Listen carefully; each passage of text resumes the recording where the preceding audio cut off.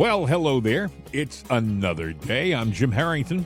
And I am Bill Knight. Well, it's a strange day in the news, I must say. We were graced after a bit of a hiatus, maybe like 100 days, with the presence of one Joe Robinette Biden yesterday. Yeah, I know. You were all waiting around with bated breath to hear the latest Joe Biden story. He came out of hiding yesterday. I guess he folded up his beach chair in Delaware and got the sand off his clothes, and all of a sudden he was in front of the public again. You know the reason why he did it. I mean, I think I know the reason why he did it. It's because Trump at every opportunity blames everything bad on Biden. If you had somebody smart in this chair, he'd say, well, Joe Biden obviously came out to defend himself yesterday.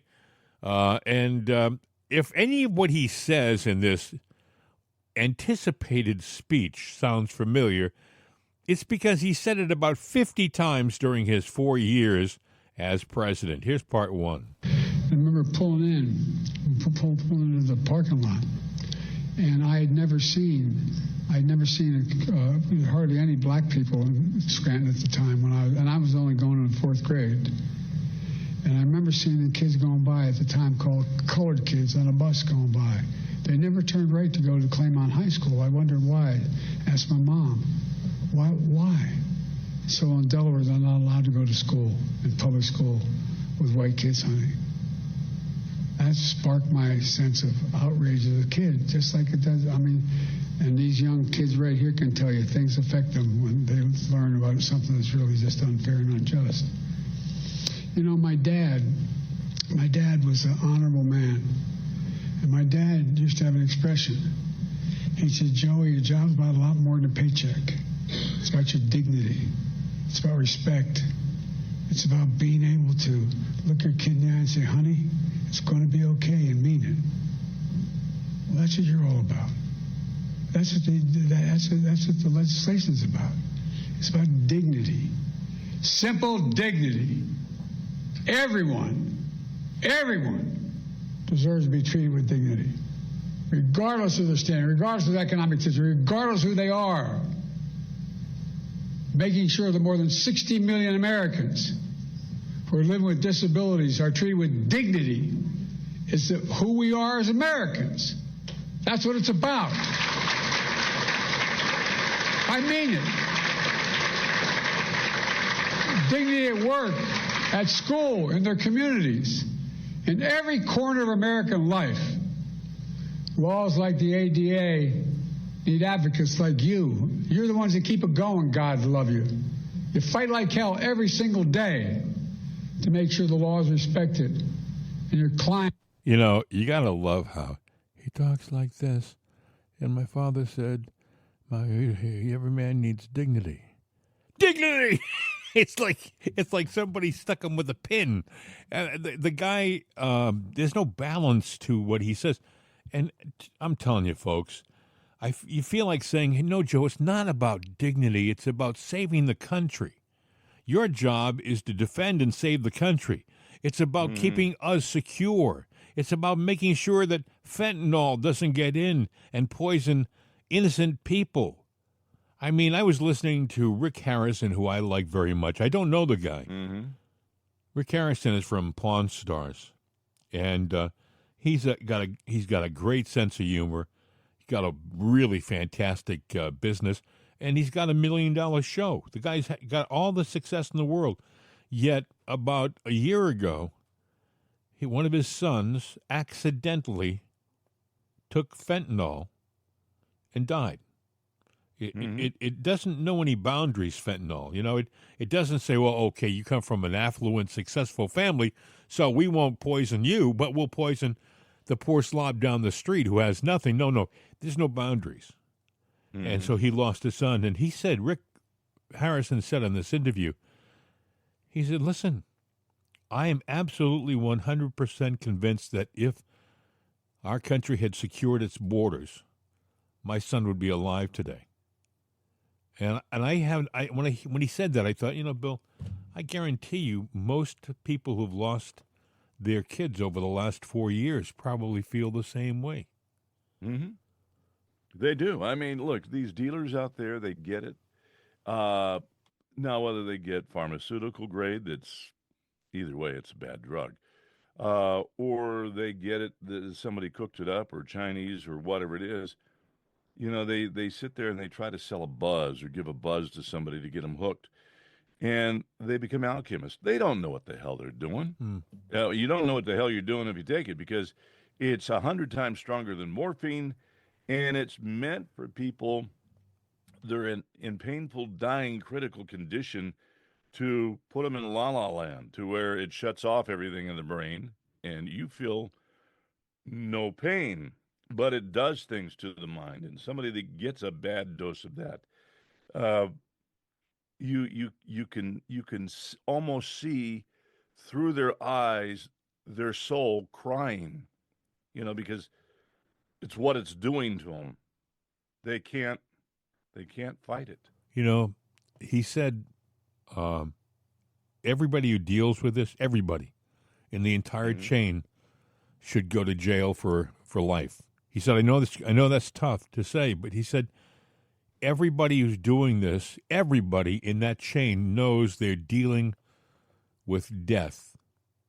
Everybody knows it. It's not like they're playing a game. They all know how deadly this stuff is that they're packaging and making into pill form and smuggling across the border so that your kids at a frat party on a Friday night thinking they're having a good old time, maybe they're studying for an exam and they're trying to stay awake, and someone says, try this, it'll keep you up all night.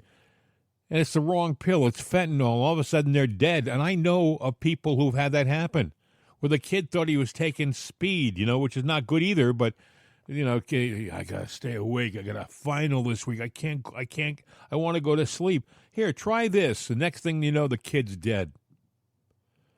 No, it is, it's poison, and everybody who deals with it is poison.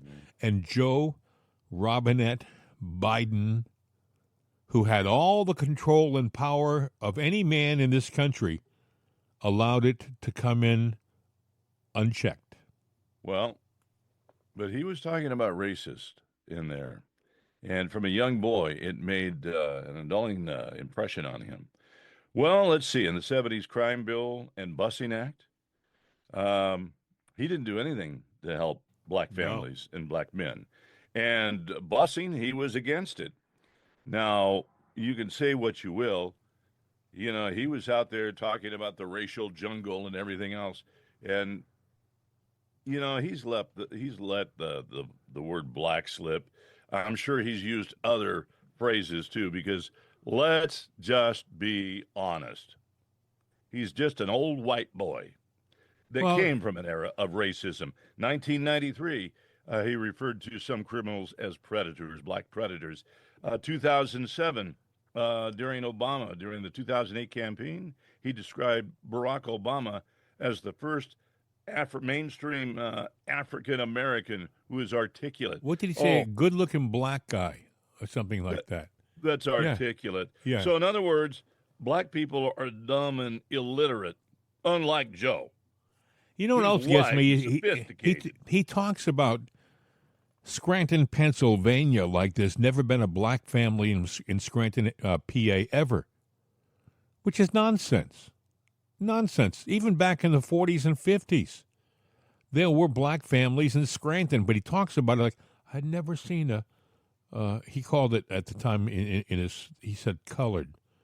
I mean, there's a term that hasn't been used by anybody anywhere for decades, but Joe thinks it's relevant and should be inserted in a speech. Well, Go ahead, Bill. I was going to say he might say colored or African American, but I know the generation and I know the things that were said, and so he's heard them, he's probably used them, and based on his actions, he did use them. 2020, he ain't black remark to well, if you got a problem figuring out whether you're for me or for Trump, you ain't black. Really, Joe? I mean, yeah, it goes on. There is a litany of things. Kamala Harris called him out when he was running, Yeah. over the busing issue. Yeah. And he had a hard time dancing. And that was when I saw Kamala do that, I said, well, you know what? Good for you, girl. But I'm not a Kamala fan, any way, shape, form, or fashion. But I was sitting there going, I was really shocked to see her on the ticket afterwards. Well, that was when she actually had, I don't think she had any handlers back then. And I think she was just like shooting from the hip. Her problem happened, and a bottle of booze. Handlers and a bottle of booze. Yeah, all of a sudden people started telling her how to act and she wasn't good at taking direction. He went on and said a few other things. Joe had his problems yesterday. Listen. 100 days, this new administration has done so much damage and so much destruction. It's kind of breathtaking it could happen that soon. They've taken a hatchet to the Social Security Administration, pushing an additional 7,000 employees, 7,000 out the door in that time, including the most seasoned career officials. Now they're getting ready to push thousands more out the door. Already we can see the effects. For example, I sure hope they didn't pay for tickets, because you would have needed to have an interpreter to interpret what the heck he was saying. But you know what gets me about this, Bill? He talks about, in just under 100 days, all the damage. First of all, we're getting rid of the waste. It's stuff that isn't necessary. We're saving millions of dollars, trillions of, actually, I think $1 trillion is the figure that Elon Musk used. But he has the audacity to say, in under 100 days, all the damage. In less than a week, he opened our borders, which were safe and secure under Trump, and he just waved them all in. And for 4 years, up until the time he was out of office, the day he was out of office, they were running across that border because of Joe Robinette Biden. And all of the people that we've lost through murders and stuff like that over the last 4 years by illegals' hands, it's on him. And he has the audacity to say, and he also has the audacity to talk about, in such a short time we're going after, we're ruining this and ruining that. How about what he did with Afghanistan? How about the 13 people who were blown up for no good reason, 13 patriots who were there doing their job, and because of that man's incompetence, because he's nothing more than a phony politician, but see, he's not doing this speech. Like I said, he's not doing this speech because he's running for anything.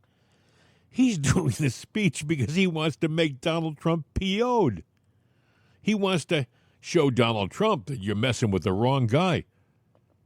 Well, I think that it's only 100 days in, and there's already signs that Donald Trump is starting to get serious about going after his enemies. You're saying, what are you talking about? I mentioned one Letitia James. Did you hear about what happened with Letitia James? Oh, yeah, you're talking about she's getting a dose of justice over her real estate fraud. He's asking that they get into investigating that. And Letitia James, I got a report from Fox News and Laura Ingraham. Listen. And now the Trump Justice Department may be a pain in her you-know-what. The Angle has obtained shocking allegations leveled by the Trump administration against New York Attorney General Letitia James. The Federal Housing Finance Agency has sent a criminal referral to the DOJ accusing James of mortgage fraud. In a letter to Attorney General Pam Bondi, Director Bill Pulte says James appears to have falsified records in order to meet certain lending requirements and receive favorable loan terms. He cited a property in Virginia that she's allegedly claimed as her principal residence and a property in New York that she claimed as a 4-unit structure instead of the required, instead of a 5, which Pulte says means she was able to get a different type and more favorable loan. Joining me now is Jonathan Turley, Fox News contributor and law professor at GW University. Jonathan, mortgage fraud is rampant in the United States. There's all sorts of fraud that's rampant. There's disability fraud that they've vowed to crack down on in the Trump administration. But this is another thing that they have vowed to crack down on because it costs real money. Your reaction to these allegations? Well, obviously, the irony is perfectly crushing. This is a person who prosecuted Trump for everything short of ripping a label off a mattress. And among the charges that were brought in New York in not just the civil but the criminal case was making false or misleading statements to financial institutions. And one of these sections, Section 1014 of the federal code, is prosecuted. It took me about 60 seconds of a search to find cases that the Department of Justice brought against people who falsely claimed that property was their principal residence in order to get loans. So this is well-tread areas for the Justice Department. As for James, if we apply the Letitia James standard that she created, there'd be little question here. This seems pretty straightforward. What the administration is saying is this was not her principal residence. In fact, as a New York elected official, she had to say that her principal residence was in New York. This was an out-of-state residence. But also, they claim that in some of these forms, she actually states that her father is her husband in order to file as a married couple. So there's a lot of those questions. And as you know, the Supreme Court just stated earlier in March in a case called Thompson that they want to see knowing false statements under sections like 1014, not just misleading statements. These are misleading statements. Either it's your principal residence or it's not. Or it's not. Either you're married to your father or he's your father. So they can this can satisfy the Thompson standard. Yeah, well, Jonathan, we reached out to the DOJ, and they have no comment on this referral. We also reached out to Attorney General James, who did not respond to us either. So, again, everyone wants the best interest rate you can get. I understand that. But, she's a lawyer. She knows that when you sign a mortgage application, that mortgage application, if you're borrowing money, if you're not borrowing money, nobody cares whether it's your principal residence, except, where you file your taxes. But she decided to state that was her principal residence, knowing it was not her principal residence. I didn't even know she had property. I mean, I guess she had property in Virginia and she has rental or investment property in New York. That's fine. But in the New York matter, to get the favorable rate, the building could only have 4 units. But it looks like the entirety of this building, it had 5 units, meaning it was in violation of the actual loan agreement. And again, this is not a novel application of the law, Jonathan. As you stated during the persecution of Donald Trump, she was using all these novel applications of law to go after him. This isn't novel. This is a black and white issue. You either did or you didn't. Right, and this has been prosecuted in the past. Now, we have not heard her side of this, but these documents themselves are quite damning. It's hard to see how the residences listed were her principal residence. The business about her father is just bizarre. Now, I'll note that one of the things that Letitia James stressed in her case against Trump is that Trump had to review documents that were filed in his name. And so she dismissed the argument that this was something that Trump's people put together. She said he's ultimately responsible. So they allege that she gave a power of attorney in a couple of these instances, but according to her own standard, that's not enough. It's amazing. Ilhan Omar married her brother to become a citizen, and Letitia James claimed on this form that her father was her husband, so she could get a deal. This needs to be investigated. It needs to be, she needs to go down for it. And that double standard means, in my mind, that needs to be that has to be readdressed with Trump. Yeah. And, she's got to be held accountable if she's not. that whole thing should be readdressed and dismissed and thrown out. But the Democrats will never give up the narrative. 39 convicted felon, 39 times. Yeah, yeah. And now, what did Trump do last week? Didn't he have a physical? Yeah. Yep. And they also checked his mental acuity. Cognitive and all of that. ability, A+.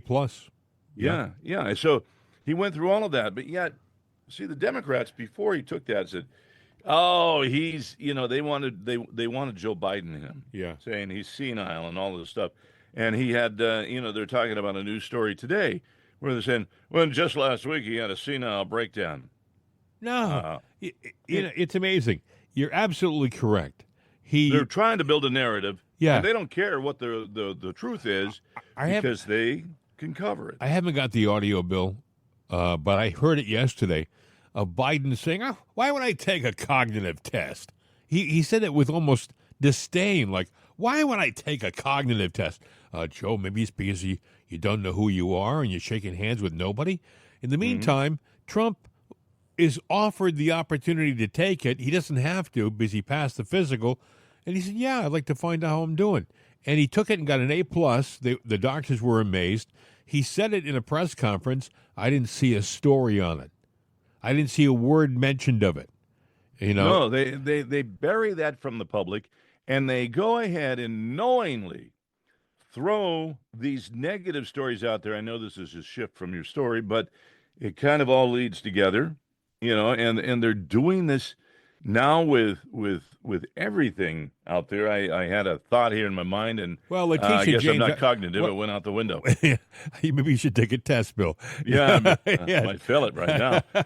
Letitia James, right? You would have thought that while she was prosecuting Trump, she might have thought for a second, if this guy gets back into office, might he come after me? Maybe I should be not doing this, But her ego was so strong and she felt so empowered that she figured there was no way she was going to lose. She was going to put Trump in jail. That was her mission. She was wearing blinders and she was going to put him in jail. It didn't happen.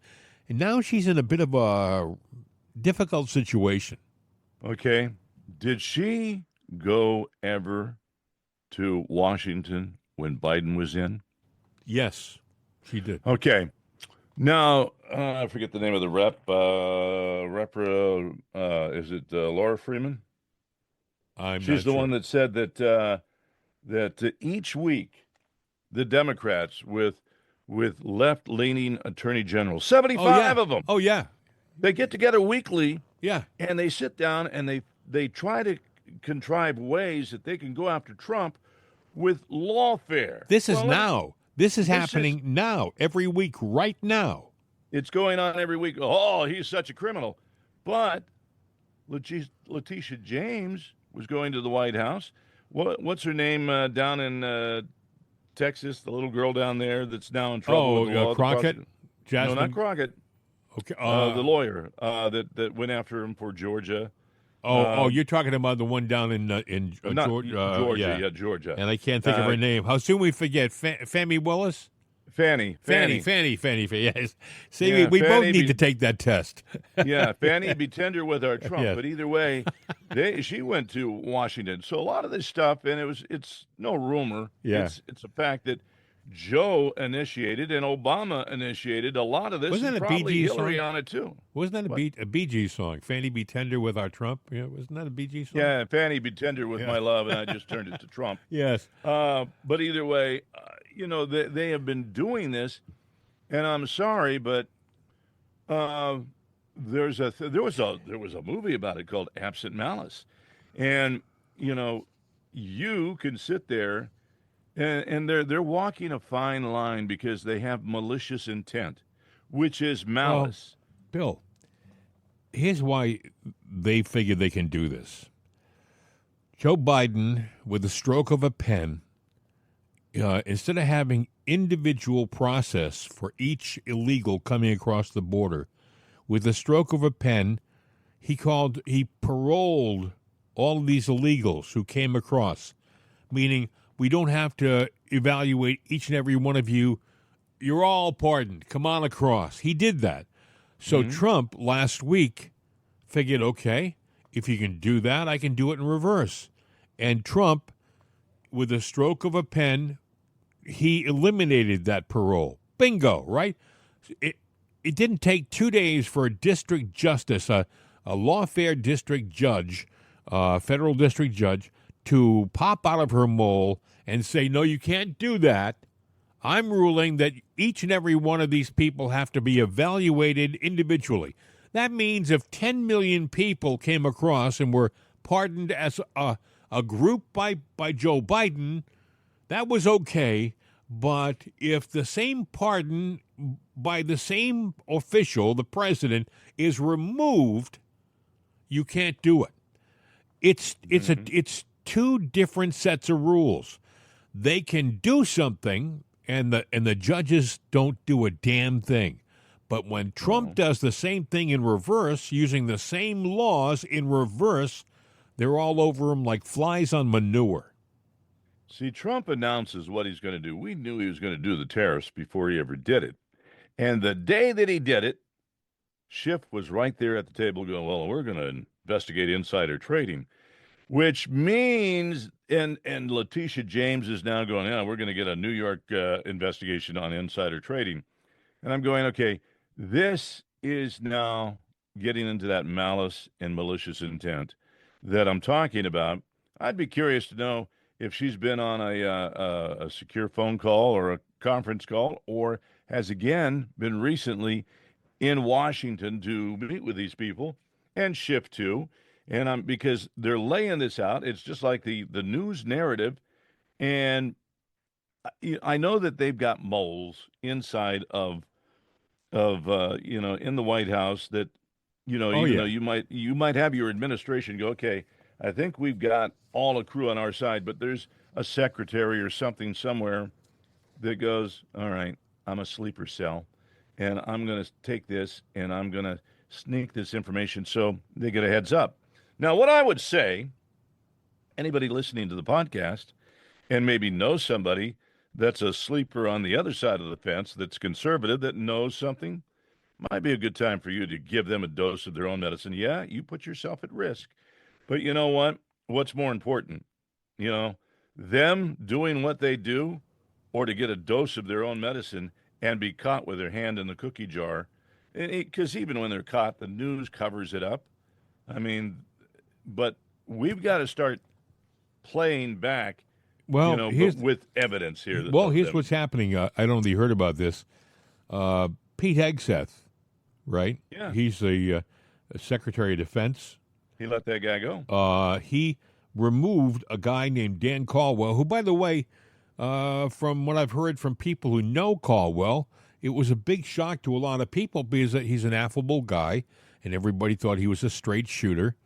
But apparently there's some question as to whether he was leaking information to the wrong people. Then he followed it up last night by placing Deputy Chief of Staff. That's like right at Hegseth's elbow, Deputy Chief of Staff Darren Selnick on administrative leave. The action follows ongoing investigations into unauthorized disclosure of sensitive military information. Now, this, I think, is the problem that a lot of the Trump appointees are facing right now. There are these different agencies that are just rife with operatives, people who are working against you. The FBI, people are wondering why Kash Patel hasn't done more since he's been the FBI director. I think he's dealing with a lot of people who are stabbing him in the back at every opportunity and trying to do it in a covert kind of way so that they don't get caught. These people have got to be pulled out. And, you can't just etch-a-sketch the entire agency and start anew. You got to kind of work with the cards that you were dealt. And so it's not easy. But Hegseth, these are two very visible changes in the last 48 hours. And but this is the kind of stuff we're dealing with this administration and in Washington, D.C. And I was thinking, when I heard this guy Caldwell, and I heard it was watching Carl Higbee on Newsmax, and he's a conservative ex-SEAL, really good show. And he said, with full disclosure, I know Dan Caldwell. It came as a big shock to me. He seems to be a pretty decent guy and a straight shooter, and I can't believe that he would do something, but apparently they have the evidence. And I thought to myself, those are the people that would be the perfect spy. Those are the people who would be the perfect operative. You want to have somebody who is beyond reproach, somebody who you don't suspect. You don't want to have the guy who said, oh, hey, he's probably working against us. It's kind of obvious. You want the guy who seems to be your buddy. Well, you know, you got to be careful who you share information with, because we all have something going on in our lives, and sometimes there are skeletons in your closet that might make you turn around and do some. Maybe somebody's got somebody sick or a financial obligation or something to where they feel like they are underwater, to where they might sit there and go, somebody comes up and goes, I can help you with your problem. And all I need from you is just a little information. That's it. Nobody has to know. And nobody has to know that I'm going to help you out. Yeah. Yes. Thank you, Judas. And there you go. Yep. And well, that's it. I mean, even if you don't believe in the Bible, read it, because it gives you life stories on the character of man. Yeah. Judas, you just pointed that out. Yep. But the apple don't fall far from the tree. Another biblical pun, but it goes on and on and on. So, Boy. if anything, I'm not doing a religious thing. You gotta feel in a way tough for Trump. I mean, every day he has to deal with this. We were talking before the show. There's a representative from Maryland named Chris Van Hollen, and he's a Democrat, and he's a party fan. The thing that's wrong with the Democrats today is they're truly more party than patriots. They're more concerned with party over the United States, in my opinion. They've lost their patriotism. They're just, if you have a choice between the flag and the party, they choose the party. And anyway, he said he's going to go down to El Salvador, and he's going to try to meet with Nayib Bukele, the president of El Salvador, and convince him to release that poor Maryland man who is being incarcerated down there unjustly. The Maryland man who was twice convicted of being a member of MS-13, and done so, I believe, by 2 different judges. But anyway, it's all grandstanding. I heard Bukele say in the Oval Office when he was seated to the right of President Trump, he said, "Hey, I'm not going to smuggle a terrorist back into your country," because the Maryland man that they keep talking about, is a El Salvadoran citizen. He's not an American citizen. So if he were to be brought into the United States by Bukele, it would be illegal. It would be smuggling. Greg Gutfeld from The Five, and also his TV show Gutfeld, which is on late night, but on The Five, he actually kind of explained this whole Maryland man's theme that's being thrown around the media. And believe me, it is intentional. I heard on a local Washington, D.C. newscast the day before yesterday, and I talked about it on the show. I said, I'm really getting tired of hearing these newscasters describe these illegal aliens as a Boston man or a Maryland man, they're not. They're none of this stuff. They're illegals from wherever. But anyway, here's Greg Gutfeld. Listen. I don't care. I honestly don't care. Do you not? I bet the viewers at home feel this narrative at work. What is strange about this story? What is the strange thing about this story? The majority of Americans favor deportation of illegals, especially those who are criminals, but they favor deportation of illegal. The last, 8 days, 7 days, has been around about one person. Yep. One person. I don't even know his name. I don't care. I don't care. If he's here illegal, he's got to go. We are not responsible for the faulty process that allowed him to be here before. Is he a terrorist? Is he not a terrorist? I don't care. Let me give you an analogy. This will be good for you because you like sports. You walk down to your box seats. There's somebody sitting in your seat. And you go, why is this guy sitting in my seat? And they go, well, he's not supposed to be there. But he's a family man. He's got a job. It's like, yeah, but that's not on me. That's my seat. Don't you have a process for having him leave that seat? Yes, we do. Can he go back to his seat? Why doesn't he go back to his seat? It's not my concern where that seat is. He's got to go. Yes, but did you know he's been trying really hard to be a good citizen? He's really quiet. He's not making. No, you don't understand. He's got to go. Now, we knew that this process wouldn't be easy. Yeah. It was really easy for Democrats to open the floodgates and be seen as the heroes. Look how compassionate we are. It's always going to be harder to send them back. And you're going to be treated like a villain every single step of the way, because adults fix the problems that children's cause. And sometimes the adults have to do big stuff to fix the big problems that were caused by Democrats, who are, in this case, are the children. As for this, why are they talking about this disappear fear? It's because a bat signal went up.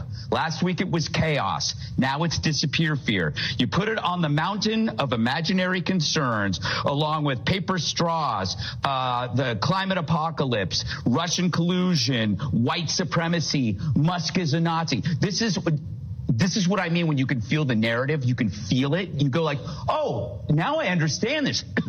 This whole thing, this guy is nothing more than a tool that is being used to subvert the needs and concerns of the American public. This is why they're latching onto it. You mentioned how the deportation, in a way, has the same issues as the invasion. It's a mirror.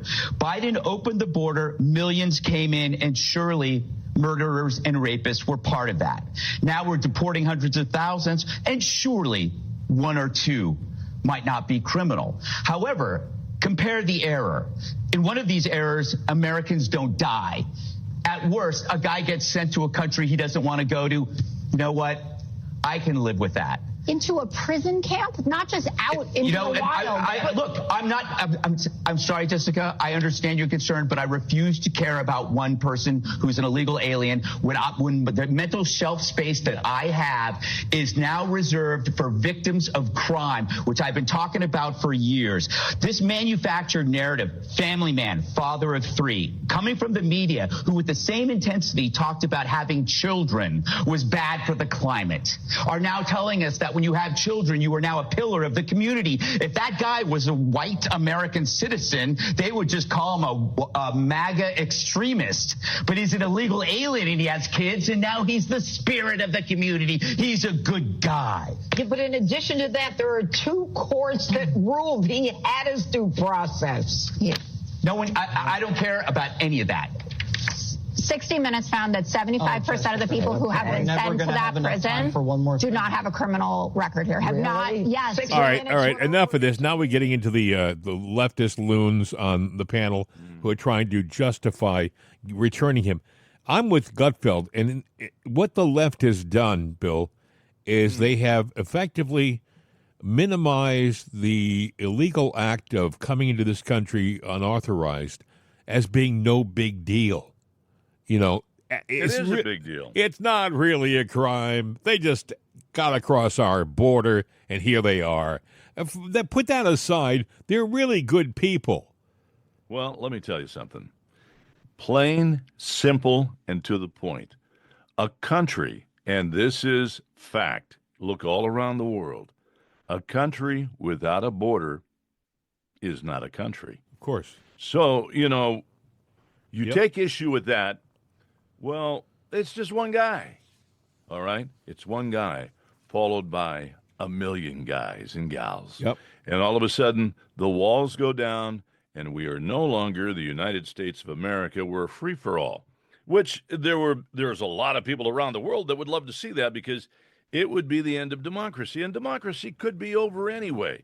We don't do these tariffs. In 4 years, we're done. 6 years on the top end. If we do these tariffs and we continue with them, there's going to be pain. There's going to be pain either way. So why not sit there and take the medicine and get it the hell over with, so by 2027 and 28, we're rolling free and clear.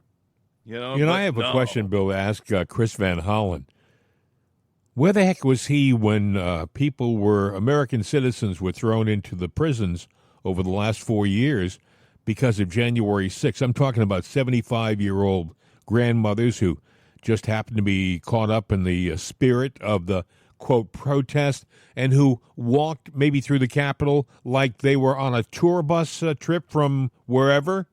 They didn't break anything, stayed within the ropes, and they put him in jail for 3 years. Where was Van Hollen? Did he show any bit of passion for those American citizens? No.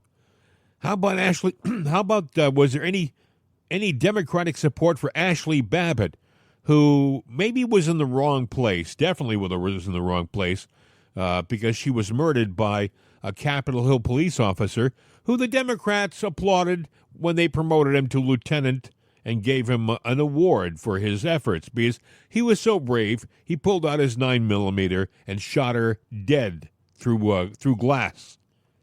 Now I'm beyond trying to figure this out. I don't understand how Americans of either party can justify some of the crap that they are justifying on the left. I mean, they're saying, "Oh, this guy was a Maryland man." News directors around the country, if you're listening to our podcast, I want you to think for a second. I spent a long time in broadcasting. When I was a young man in broadcasting, the responsible news directors that I worked with some great ones from some great newsrooms, and they double-checked their facts, and they talked about if a guy was from a certain town, they mentioned him, and if a guy was from in the country illegally, they would say that. But now you guys are running cover for these people who shouldn't be here. A Maryland man was arrested. A Boston man was returned to his... Hey, that's nonsense. These people are no more from Maryland or Boston or Cleveland or Pittsburgh than the man on the moon. They're from El Salvador, Honduras, Venezuela, Argentina, whatever. But you're giving them legitimacy by saying they're one of us when they really aren't one of us. I wish these people no ill. I wish them no harm.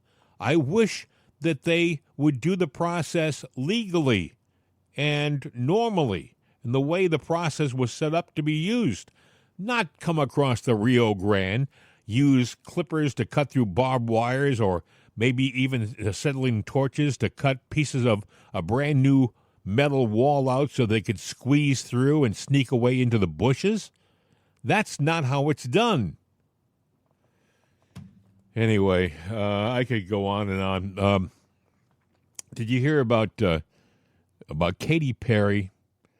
I've actually chosen not to do that story, because there are several reasons. I know. Number one, go ahead.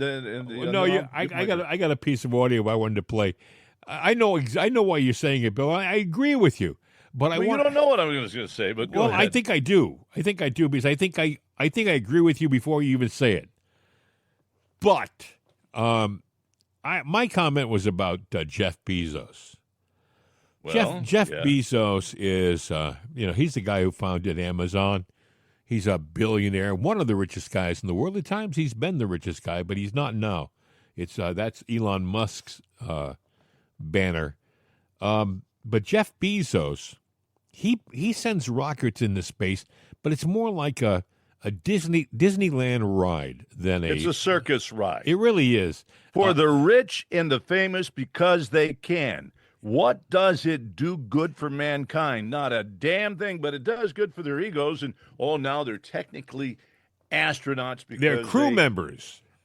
No, they made the okay. Yeah. Do they know anything about blasting off that rocket, putting in the fuel, is that the weight moon? And balance, everything? I heard one of them say, "Ooh, look at the moon!" Like she was surprised to see the moon. She's in space. Yeah, I was sitting there going, it would have been tragic had there been a disaster, but it could happen. It can happen, well planned. But this thing is a circus ride for the rich. Yes. And the famous, the oligarchs, calling us oligarchs. Now, let me tell you, what else are they for? We gotta save the planet. It's a green planet, and we've got to have the green agenda. All of them guilty of it.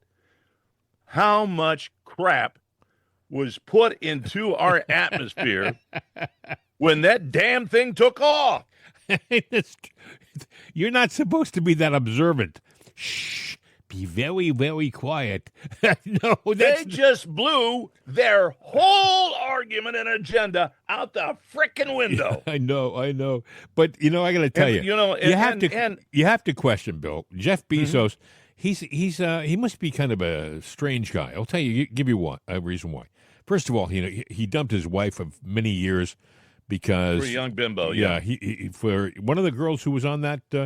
One of the young ladies, who was on that rocket was his new love interest. And Jeff Bezos, someone was pointing out, he must be taking a lot of like testosterone and stuff because he's bulked up a bit and his voice has kind of changed. I think it was Glenn Becker was talking about it yesterday. It was a funny bit, but it's true.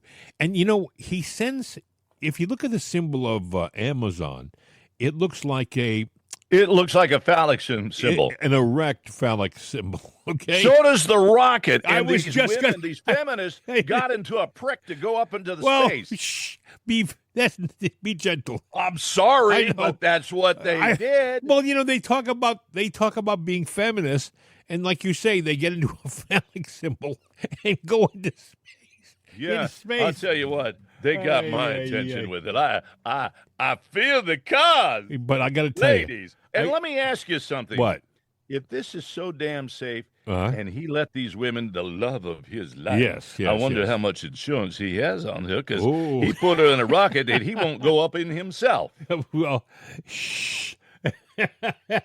I'm just saying. And I'll bet you he had a wonderful night last night. But anyway, Katy Perry had a couple of comments because, she's such a thoughtful person, such a deep thinker. It is the highest high, and it is surrender to the unknown, trust, and this whole journey is not just about going to space.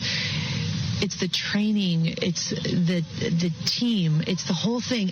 I couldn't recommend this experience more. This is like up there with all the, different tools that I've learned in my life, from meditation to the Hoffman process. This is up there because what you're doing is you're like really finding the love for yourself, because you got to trust in yourself on this journey, and then you're feeling the love when you come down, for sure, and you're feeling that strength. So I feel really connected to that strong, divine feminine right now. By the way, you're such a badass. I love that the month of April, you're like, I'm going to space and I'm launching my tour. Oh, what a tool. There you go. See, now I was going to go there. What a She's tool. Launching her tour. She's launching her tour. Let me ask you this. Is there going to be a song out in the next couple of days? Probably. Fly Me to the Moon. It's a remake. No, it'll be something new and original that came to her while she was up in space that she wrote probably a month ago when she found out she was going to go. Or she wrote it and she's got to deal with Bezos. They got a recording of her saying when she sees the moon. Seriously. Oh, my goddess. Oh, my goddess. Well, if you listen to the interview in there, she made other references. Oh, the divine feminine. The divine feminine. Yeah, this is going to be, God's a woman. Yeah. Truly, with all due respect, she's a fathead. And if you are sitting around taking notes from her, you're a fathead, too. But, she goes, these people have so much money. They all talk. You said, first of all, the environment be damned. They're going up in that smelly rocket. Okay, great. But It costs like over $1 million for them to do it. So let's see. They could take that money and put it towards all those green, those green efforts to clean up our planet. They could maybe give it to orphanages and help small children. They could get a lot of the homeless off the streets with $1 million. But nah, I think I'm going to go up in a phallic symbol into orbit for 4 minutes and then land. And by the way, don't you think these outfits are stylish? I mean, did you notice that they all had and they were custom fitted outfits? They just weren't, okay, you're what? You're a medium? Oh, this will do right here. There you go. No, they were all fitted, and they had their hair and makeup done too for the flight. Of course, they can't go into space. Of course, as soon as they got into weightlessness, their hair went. It was forget it. Could you imagine though? Oh shoot! I go up in a rocket tomorrow. I got to go get my nails done. And two of them. Could you trim my hair too and put some highlights in? Gail King and Katy Perry both got off the rocket and kissed the ground like they'd been in space for years. Rehearsed. It's been 4 minutes. It's like, but they were on. Seriously, Bill, it takes me longer to drink my coffee than it was for them to do the space flight. I'm still, you know what? Well, there's a sexual joke there, but I'm going to leave it alone. That was the biggest stupid publicity stunt. Again, I don't want to draw attention to them, but they're going to milk this thing and be on all the talk circuits. Oh, they're astronauts now. And God is a woman, Now I'm waiting for you said it cost $1 million each to get on. That's the ante. Is that what it is? None of them paid. It goes between $500,000 and $1 million. Nobody paid a damn cent to be on that flight. You think? Nobody. No, Bezos did it. And if this rocket is so great, why doesn't he fly in it? Well, I mean, what do you think? He's nuts? You don't want to see a phallic symbol inside a phallic symbol, I guess. I don't know. It's kind of an oxymoron. Well, speaking of which, this whole thing was moronic. So, well, I mean, you shouldn't have ever asked me this question. Elon Musk sends up a rocket and rescues a crew that's been stuck for 9 months in space. He has to retrofit a whole new connection for his rocket to be able to dock at the space station. He does it. He rescues these people. He brings them back, and he lands safely, and they're here, right? And that story lasts for about 20 seconds. But I guarantee you this story is going to be on 60 Minutes. It's probably going to be in People magazine. There'll be all these inside editions type things. We had a crew person talk to Katy Perry just after she landed. It was fantastic. They'll make a special out of it. And they were only there, like I said, for 4 minutes in space. I mean, truly, you've been stuck in traffic a lot longer, Look, there's going to be a lot of people that'll idealize him because, I'm sure it's been the dream of a lot of little girls and a lot of little boys to one day be in space. We grew up watching Star Trek and, we're amazed by it. Hell, I'd love to go up in space, but not in the Bezos rocket. I'd rather go in Elon's rocket, But then again, I'm not dreaming that because it ain't ever going to happen. Yeah. That is just a reality of life. But you also realize that when you get on that thing, no matter how well it's checked out, it could go awry. Yeah. And that's just it. And it would have been tragic, even though I don't like any of those women that are on there. I don't know them personally, but I just don't like them and what they stand for. It still would have been a tragic loss to lose those souls. I think they should have put them in Amazon delivery people outfits, with the hat. They should. Well, it was a publicity stunt. Why not? Well, that's right. They were delivering these 4 people. Amazon delivery. That's beneath them, yeah. Yes. Well, sometimes Amazon leaves your package at the wrong door. It'd be funny if it landed at the wrong damn place. That's true. Where's our pickup crew, I don't know. Hey, I forgot to play a cut. I did want to play. We were talking about we were talking about using the Maryland man type thing, and we shouldn't send that guy down to El Salvador because he's an innocent man and he shouldn't. He's a family man. Assistant Secretary of the Department of Homeland Security, Tricia McLaughlin, was on ABC News being interviewed by, I think his name is Jay O'Brien, and but O'Brien tried to correct the Assistant Secretary of the Department of Homeland Security, who, by the way, looks like she just graduated from high school. But when she talks, you realize this lady is very smart and very mature, kind of like, what's her name, Caroline Levitt, who is another young woman who you think, oh, she hasn't got enough years under her belt to be that smart. And then she talks, and you realize she's smarter than the average press secretary. But anyway, Tricia McLaughlin corrected this guy, Jay O'Brien. Listen. But I think what really matters to Americans is that this MS-13 gang member, who unfortunately, Jay, you and a lot of your colleagues have called a Maryland man, when in reality he's an MS-13 gang member. I'm going to stop you there. What is your evidence, Tricia? Wait, I got to stop you there. What's your evidence that he's in MS-13? Well, there's actually been 2 separate immigration judges, Jay, who have confirmed and ruled that he is a member of MS-13. Well, that as well as we have intelligence it was brought up in deportation they sure did, proceedings. Jay. But what's the evidence that was brought up in those deportation proceedings that he's in MS-13? Jay. I can do this all day, Jay. He is a member of MS-13. I don't think you'd want to be his neighbor, Jay. I sure wouldn't, and I don't think many Americans watching would want to be this individual's neighbor. He's been involved in human trafficking. He's been involved in labor trafficking, and he should not be in this country. So whether he's in an El Salvadorian jail or a U.S. detention facility, I am so very glad, as are millions of Americans, that he is off of U.S. streets. Because remember, Jay, who is MS-13? They maim, they rape, they kill Americans for sport, and the American people are done with it. They said so on November 5th, 2024. I can do this all day, Jay. I love that. That's a great line. But it's interesting. This guy O'Brien, Jay O'Brien from ABC, he's more interested in interrupting her to correct her. What evidence do you have that he was a member of MS-13? You know, they're so out to prove their story right when they're not right. She's right. You know, and the other thing is this: these people never got this vocal about, like I said, Americans who were in jail for no good reason in the Biden administration. They weren't that vocal about the border being torn down for no good reason and all of these strangers coming into our country like a wave of people. They were never upset at ABC with this Jay O'Brien about the people in Afghanistan who were killed in that joke of a retreat from the country under the Biden administration.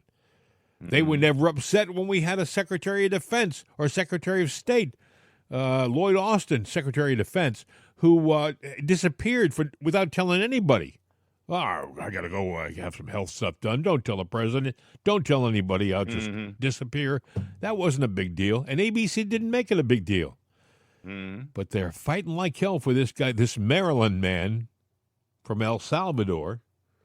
Anyway. Well, you know, everything that they do is part of a bigger agenda.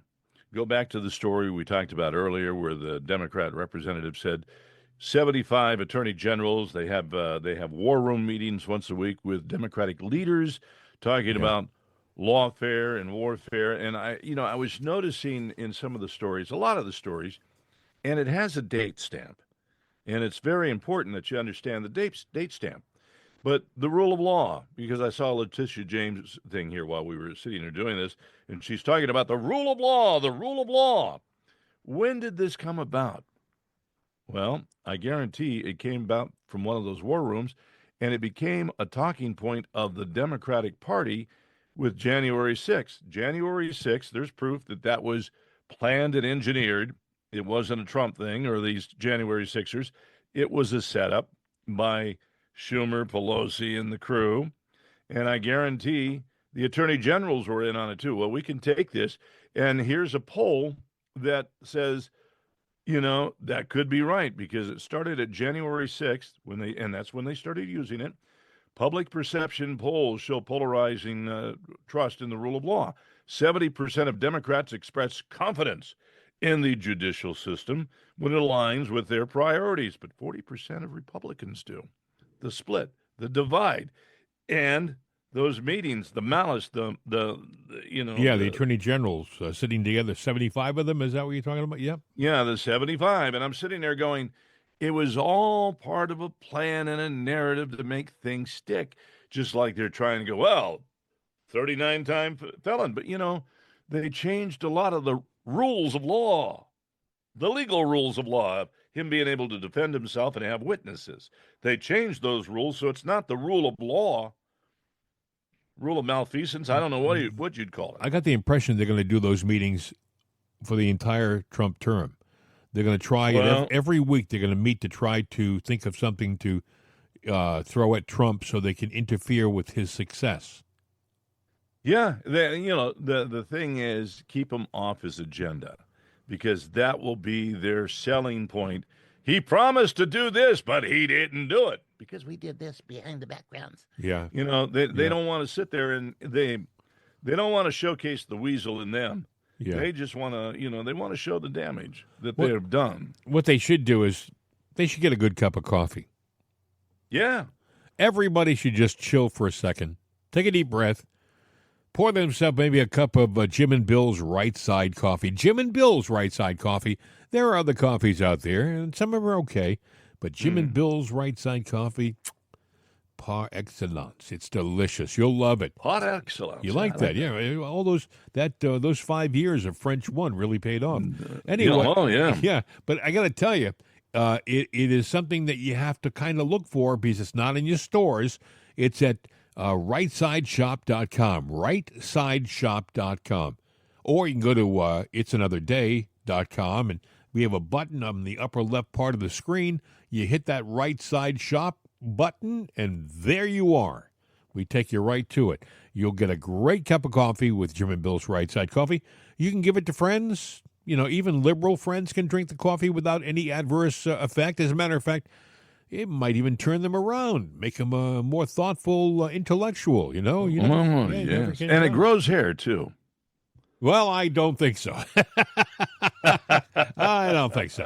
I've had a lot of cups of coffee, and, he hasn't done a darn thing for me. But anyway, all I can tell you is you can get it at rightsideshop.com, and you should do it today, all right? And we've gone to no expense to bring in Juan, Jose, and the border crossers straight from where they come from, Bill? Was Tijuana the last stop? I'm not really sure. They think they were at a casino in Tijuana. We brought them across.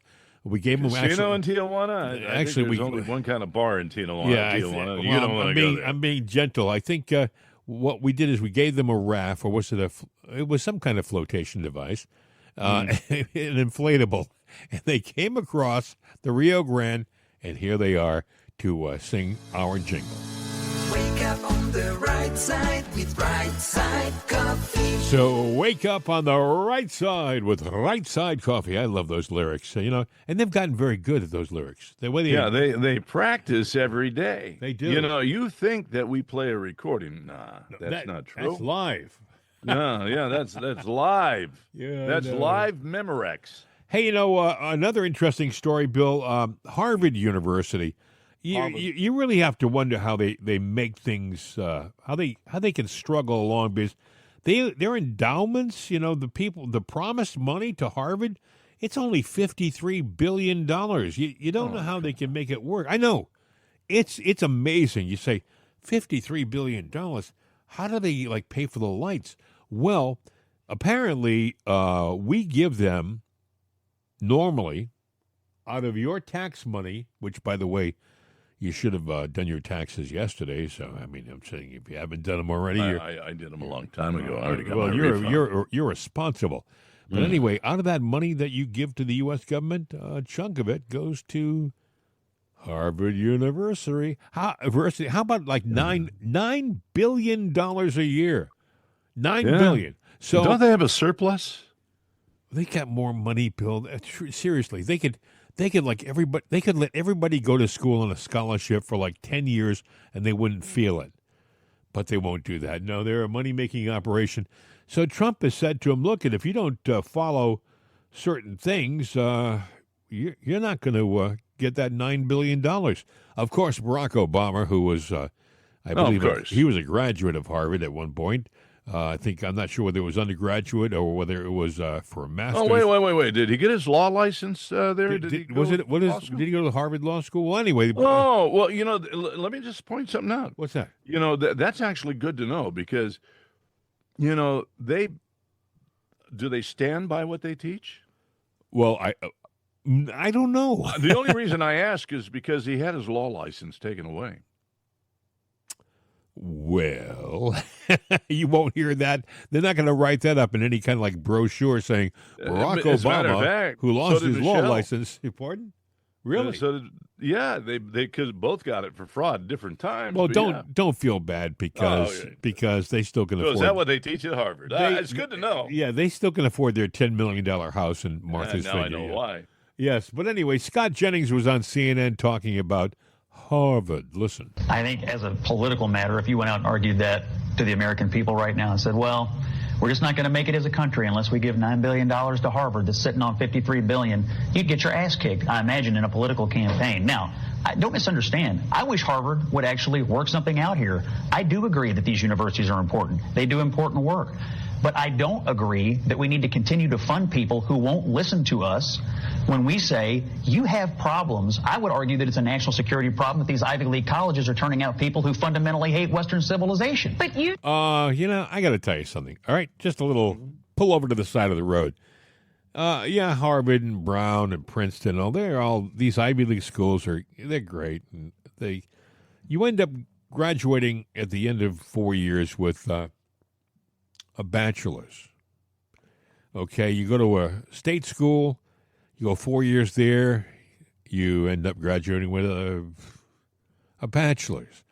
You go to a private school that maybe you never even heard of, East Podunk College, and you end up graduating with a bachelor's. So other than the reputation, which is Harvard, my God, you still only have a bachelor's degree. It's not like they give you something special after 4 years, except you have the reputation. I went to Harvard. My God, you went to Harvard, did you really? Yes.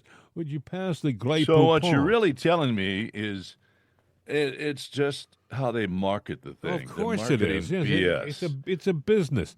Well, their BS smells better than everybody else's. Yes, of course. You have to say it with some affection in your voice. Yes, I went to Harvard. You went to Harvard? My gosh. Oh, my. Folks, there's a lot of things wrong with our educational system. And to a certain extent, I think it's some of these schools. I know you're saying, well, how would we operate without a Harvard or Yale or Princeton or Brown? Well, we'd probably be okay because the other schools put out pretty smart people too. I know a young lady because, she's related to me, who got phenomenal grades, and she was a well-rounded student. I don't know how you would have a better resume than she had, and I don't think she got accepted to Harvard. She got accepted to an equally reliable and prestigious school, but for some reason, there was something missing. Maybe it was some kind of a social thing that she was not into. It couldn't have been grades because her grades were really good. And so, I look at them and I say, how do you pick who can come to your school and who can't come to your school? What is it in your selection process that determines a Harvard student from a non-Harvard student? Because it can't be grades, and it can't be after-school activities, and it can't be all the things that these kids have done, because I see some of these people, I know some of these people, and they have got phenomenal, everything checks off, and you still don't accept them. So why? Is it because they're from a certain town or a certain ethnic group? Or, what do you use? Is it eeny, meeny, miny, mo? I don't know. But I do know that it's not something that I want my money in my taxes to go to. Harvard doesn't need it. Do we need to be subsidizing these schools if they have $53 billion in the bank? I think not. I think not. Let them take care of their own. They're making enough money on their own with endowments. They don't need our $9 billion, but they get it anyway. Mm-hmm. I'm just saying, some poor plumber who's working, long hours, struggling with toilets and piping and stuff like that. He's helping to pay for these elitist schools to be, to be elitist. To be elitist. Yeah, this poor guy who is struggling, maybe a mechanic working on your car, he's never seen anything past 12th grade, and he's helping to pay for a $9 billion subsidy to Columbia or Brown. That doesn't make sense. Wasn't it founded by a Puritan minister? And they were very cost effective. They were very careful with their money. Harvard was. But Harvard, is kind of like a guard, an army guard. I say, have you been to Harvard Yard? Oh, my God. Symbolizing elite education, power, influence. So that, you know what? I mean, come on, you're just a common guy there, Jim. So how would your daughter get into Harvard? Harvard doesn't mean that you know anything. No, I mean, there's so many. Now, my dad, just a point of interest, and this is how things change over the course of years. My dad was a lower middle class kid with a single parent. His mother died when he was young, and he was a great student. He studied, a good athlete, and he got into Brown. That was in 1935. All right, so I don't think he would have got in today. I don't think he would have checked off the right boxes, and that's the sad thing. It's not based upon whether you're a good enough student. You would think it would be the case. You get a 4.0. I mean, hello, it doesn't get any higher. Where do I go from here? All my grades were great. I did everything, and I took all the advanced placement courses, and I can't get into your school. Why's that? But that my dad, God bless him, back in the 30s, he got into Brown, graduated as class president in 1939 from Brown University. He didn't check off all the boxes, really. He had to get scholarships, didn't have any money, used to wait tables to get spending money so he could make ends meet while he was going to school because his dad couldn't send him any money. But back then, they had different criteria. They were more interested in whether this kid was educationally interesting, whether he was scholastically interesting, and my dad was. Nowadays, it's all social BS. Anyway, I could go on and on. This could be a very long show, Bill, and I apologize for this. But, you've got... I had nothing to do with it. Would you do me a favor and get this soapbox out of my studio? I mean... well, I don't know. Open up the box. Is there soap in there? No, there isn't. You'd make me eat it, I know. Anyway, other things going on. Alexandria Ocasio-Cortez. Yes. That poor little lady... who has struggled all of her life to make worth over $100 million on a $140,000 salary. You're not supposed to talk about stuff like that. But she's talking about oligarchy, Yes. I mean, you got to hear. She was they're going to these rallies. Her and Bernie Sanders. First of all, I don't think Bernie's running for president because I think he'll be like 90. No, but he's trying to do influence, and she's riding the coattail of socialism. By the way, I did a study yesterday on the Democratic Party and socialism, and because somebody was on, the Nazi Republicans, the name calling. Yeah. There's not one thing about the Republican Party, anything that AI could find, where it's even lightly aligned with Nazism, socialism, progressivism, communism. Right. However, there's nothing that aligns the Democrats directly to it, but they sure walk the line and fall over the fence all the time. Well, they always talk about the Republicans being, fascist and Nazis and stuff, but the name calling sucks, and you guys got to quit that. They embrace socialism, like you were saying. They embrace the left embraces socialism. They are. Yeah, their feet and hands are in the socialist. And the Nazis were the national socialistic party in Germany. Socialism was actually part of the name, the Nazi name. The exact translation, I can't give it to you at this time, but I know that they like the Nationalist Socialist Party of Germany or something like that. Jawohl. Yeah, Sieg Heil, yes, sir. You gotta love it. So, if anyone's connected to the socialists and fascists, it's the left, not the right. But anyway, AOC was out there in front of a group of adoring sycophants, and something happened to her. I don't know whether the chip that operates her vocal delivery maybe had a malfunction.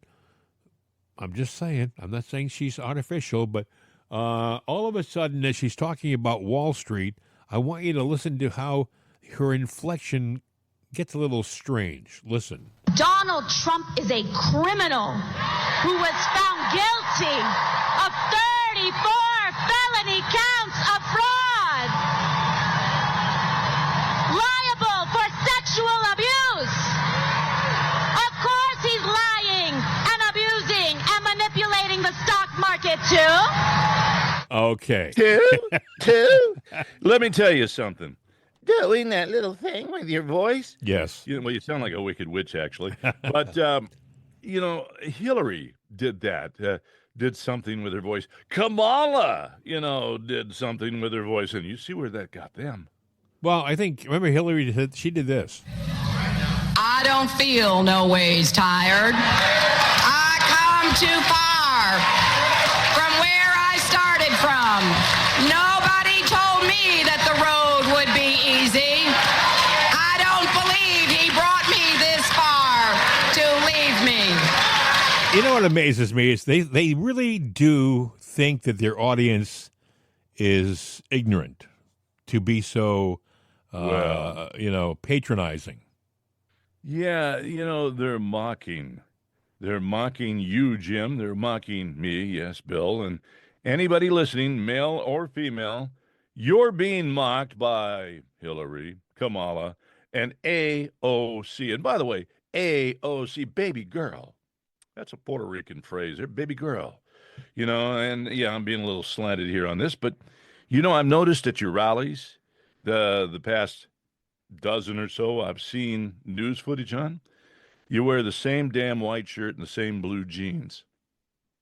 It's probably Does that go with the voice? It's probably a uniform. But the thing is, well, she's trying to. She's trying to look like one of the people. One of the people. Well, she's down with the struggle, Bill. She's down with the struggle. No, she ain't down with. Well, I know, but I got to tell you, be gentle. AOC. I want to play this for you again because. No, I don't want to hear it again. But I want you to realize that she throws out all those convictions and stuff like that, like they were honest, like they were justifiable. It was garbage. Anybody who paid attention when Trump was being attacked by lawfare when he was a private citizen between his two presidencies, they know it was just the left attacking him.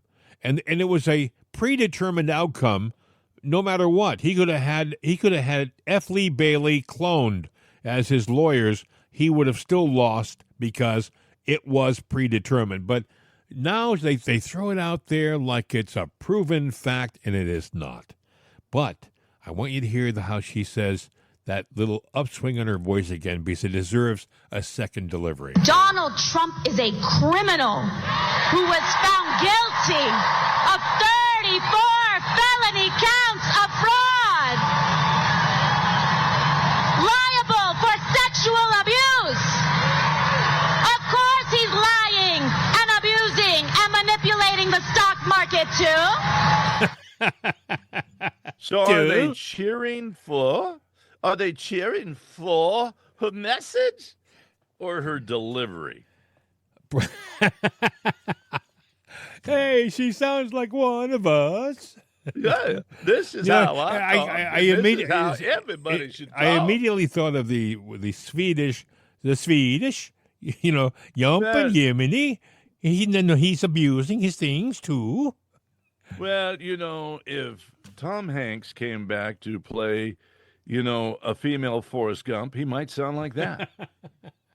That would be a stretch. But nowadays, who knows? Everything's open to a possible remake. Well, there's transgenders and there's trans actors, I guess. I just read, by the way, speaking of remakes, do you know what they're doing a remake of? I don't know. Schindler's List. Why? It's called Schindler's List 2025. I guess it's coming out this year. And Jason Statham's in it, and I think Liam Neeson are in it. And I'd have no idea why they're doing a remake. It's like why did Disney spend $225 million to do Snow White over again when they could have put $10 million into digitizing the old cartoon, remastering the music, and make it contemporary, widescreening it, and they could have actually done an animation of the whole thing all over again, and it would have been much less and probably more effective. Yeah, I don't know. I like Liam Neeson, but the simple fact is, why? Or are they going to give it a different slant? Schindler's List is Schindler's List. And it's a classic. It's a classic. Yeah. I don't see why you have to redo it. But okay, now they're charged with they've got to make it that much better. Can they? Now, like I said, I like Liam Neeson, but it gets down to who's writing it. What is their real agenda for doing it? What are they going to do to take the original and take it to the next level? I don't know. I don't know. Good question. How do you take something which was a 10 out of a 10 and make it, what, you're going to make it a 9? An 8? Why didn't you just reissue the old Schindler's List? It holds up. It's a period piece. It's not like you're setting it in a different time. Well, I think the reason is because you're not getting money from the old one, so you're going to do a new one because you want to make your share of money on it too, That's the only thing that I can figure out in that. It's just a money grab for somebody. Well, they're not going to have Steven Spielberg directing it, from what I understand. So, why would he direct something that he did perfectly, way back when, 1993? Anyway, my friend, I think we can wrap it up because we could go on talking and talking, but I think that we can save those stories till tomorrow. I'm just saying. I have nothing more to add, so all you have to do is do our signature outro, and we'll call it a day. Well, I guess until we meet again, there's only one thing left to say. Hasta la vista, baby. We're out of here.